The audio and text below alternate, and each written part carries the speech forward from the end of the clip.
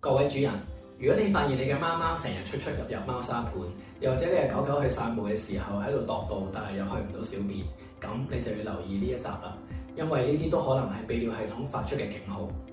我係 Dr. Ray， 今集想同大家講下貓貓狗狗最常見嘅泌尿系統問題。最常見嘅症狀咧有以下幾種。第一就係用力去小便，但係去唔到。貓貓可能會踎喺廁所好耐，但係都冇動靜；而狗狗可能擺好晒姿勢，想用力去廁所，但係只係屙到幾滴出嚟。第二就係小便大血啦，啲小便可能係粉紅色，亦都可能係深紅色，有時候可能有正常翻喎，但係呢啲都唔係正常嘅現象。第三就係喺平時唔會去開嘅地方去小便，譬如貓貓有啲可能會無啦啦走去浴缸啦、喺地氈啦，甚至喺你張床上面去小便。而狗狗咧亦都有可能無啦啦喺屋企失禁喎。呢啲行為唔係因為佢扭計，而係可能因為佢痛唔舒服，而所以造成嘅異常行為。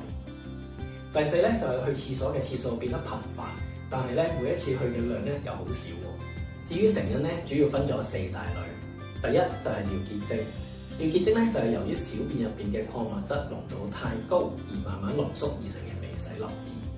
第二咧就係結石，結石咧就係頭先講嘅結晶慢慢累積而變成嘅。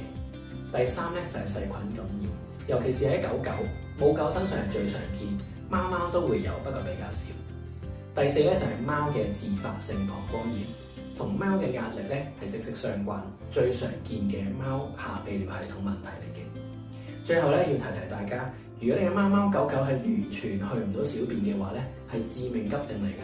超過24至48小時嘅話咧，有機會導致急性腎衰竭甚至死亡，要即刻去睇急症。